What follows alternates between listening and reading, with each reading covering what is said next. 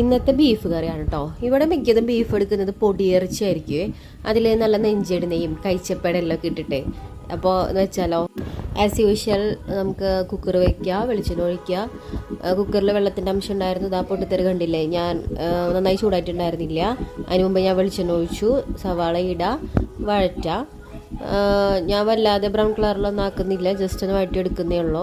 വേഗം വഴന്നിട്ടാനായിട്ട് കുറച്ച് ഉപ്പ് ഇട്ട് കൊടുക്കുന്നുണ്ട്. ഞാനിവിടെ യൂസ് ചെയ്യുന്നത് റോക്ക് സോൾട്ടാണ് കേട്ടോ, അതാണ് ആ കളർ ചേഞ്ച് കാണിക്കുന്നത്. ഉപ്പിട്ട് കൊടുത്തു, ഒന്നും കൂടി നന്നായി വഴറ്റാൻ വെച്ചിട്ട് ഞാൻ അടുത്ത പണിയിലേക്ക് ഇറങ്ങി. സവാള വഴന്ന് കിട്ടുന്ന ടൈമിങ്ങിലായിരിക്കും ഞാൻ ഇഞ്ചി വെളുത്തുള്ളി റെഡിയാക്കി എടുക്കുന്നത് കേട്ടോ. അപ്പോൾ അത് റെഡിയാക്കുന്നതാണ് കാണിക്കുന്നത്. ഇതിപ്പോൾ എന്തത്ര കാണിക്കാനെന്ന് ചോദിക്കുന്നവരോട് ഞാൻ ഈ ടൈപ്പിൽ വെളുത്തുള്ളി നന്നാക്കി എടുക്കുന്നത് ഫസ്റ്റ് ടൈമാണ്. ഞാനൊരു ചേച്ചി നന്നാക്കുന്നത് കണ്ടിട്ടാണ് ഇങ്ങനെ ട്രൈ ചെയ്തത് കേട്ടോ. അതായത് നെടുകെ പിളർന്നിട്ട് അതിൽ നിന്ന് ഉള്ളി വേർപ്പെടുത്തി എടുക്കുക.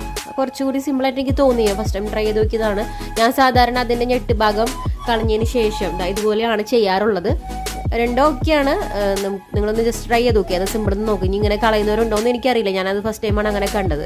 അതിന് ശേഷം അത് ചതച്ചിട്ട് ഇതൊന്ന് ഗ്രൈൻഡ് ചെയ്തിട്ട് ഇട്ട് കൊടുത്തിട്ട് നന്നായി ഒന്നും കൂടെ വഴറ്റിയെടുത്തു. അപ്പോൾ ഇത് ഞാൻ ഇവിടെ വെക്കും, അതായത് ഇതിങ്ങനെ പരത്തി വയ്ക്കും. അപ്പം അത് എല്ലാ ഭാഗമൊന്നും ചൂട് പിടിച്ചൊന്ന് മുത്ത് കിട്ടാൻ വേണ്ടിയിട്ടാണ്. അതങ്ങനെ വെച്ചിട്ട് ഞാൻ അടുത്ത പണിക്ക് ഇറങ്ങും. അടുത്തെന്ന് പറഞ്ഞത് ഞാൻ മല്ലിപ്പൊടി മുളക് പൊടി വറുത്തെടുക്കലാണ്. അപ്പോൾ മല്ലിപ്പൊടി വറുക്കുന്ന സമയത്ത് നല്ല കാറ്റായിരുന്നു, അതാണ് ആ തീ ഇങ്ങോട്ട് കാണുന്നത് കേട്ടോ. മഴയ്ക്കുള്ള സാധ്യത ഉണ്ടായിരുന്നു. അപ്പോൾ ആ മല്ലിപ്പൊടി കൂടെ ഗരം മസാല ഞാൻ പൊടിച്ച് വെക്കുന്നത് തന്നെയാണ്. അതും കൂടി ഇട്ടിട്ട് ലൈറ്റായിട്ടൊന്ന് ചൂടാക്കി എടുക്കും. അതിൻ്റെ സ്മെല്ലിന് വലിയ മാറ്റം വരില്ല. ഗരം മസാല മൂത്ത ഒരു സ്മെല്ല് വരും. ആ സ്മെല്ല് വരുമ്പോൾ ഞാനത് മാറ്റിയിട്ട് പിന്നെ അതിലേക്ക് തന്നെ മുളക് പൊടിയും കൂടി ഇട്ടിട്ട് ചൂടാക്കി എടുക്കും.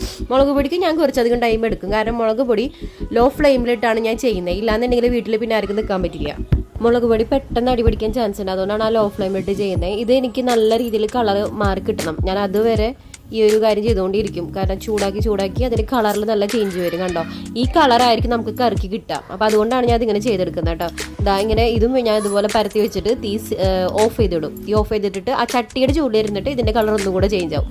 കണ്ടോ, ഇത് രണ്ടും ഞാൻ എന്നിട്ട് ഇറച്ചിയിലേക്ക് അങ്ങനെ തന്നെ ഇട്ട് കൊടുക്കുക ചെയ്യാം. ഇഞ്ചി വെളുത്തുള്ളിയുടെ കാര്യത്തിൽ ചെറിയ തീരുമാനമായിട്ടുണ്ട്. അത് ചെറുതായിട്ട് അടി പിടിച്ചിട്ടുണ്ട്. ഇതൊക്കെ ഇവിടെ നടക്കുന്ന സഹജമായിട്ടൊരു സംഭവമാണ്, അതിൽ പ്രശ്നമൊന്നുമില്ല. നമ്മൾ ഇറച്ചിയിട്ട് കഴിയുമ്പോൾ അത് സെറ്റാക്കി എടുക്കാം. അപ്പോൾ ഈ ഇറച്ചിയുടെ പ്രത്യേകത ഇതൊക്കെ കണ്ടില്ലേ, ഇത് കൈച്ചപ്പയുടെ ഇല്ലെന്ന് പറയും. ഇത് വെന്ത് കഴിയുമ്പോൾ നല്ല ടെൻഡർ കോക്കനട്ട് പോലെയാവും, നല്ല സോഫ്റ്റായിട്ട് മാറും. പിന്നെ നെഞ്ചടി നെയ്യ്, അതുപോലെ ചങ്ക്, അതായത് പോത്തിൻ്റെ ചങ്ക്, ഹാർട്ട്, ഇതൊക്കെ ഇട്ടിട്ടാണ് ഇവിടെ ഇറച്ചെടുക്കാറ് കേട്ടോ. പിന്നെ എല്ലിൽ നിന്ന് കുത്തി ഇറച്ചിന്നും പറയും. അതുകൊണ്ട് ഇങ്ങനെ മുഴുവനായിട്ടുള്ള പീസസ് ഒന്നും ഇവിടെ ആർക്കും ഇഷ്ടമില്ല. ഇതിനൊരു പ്രത്യേക രുചിയാണ്. അത് നല്ല സോഫ്റ്റ് ആയിരിക്കും, നമുക്ക് കഴിക്കാൻ നല്ല ടേസ്റ്റും ആയിരിക്കും. ഭയങ്കരമായിട്ട് ഇങ്ങനെ മുത്തം പീസൊക്കെ പറയില്ല, അതായത് കറക്റ്റ് ഇങ്ങനെ പീസിലാക്കി എടുക്കുന്ന സാധനത്തിന് വലിയൊരു സോഫ്റ്റ്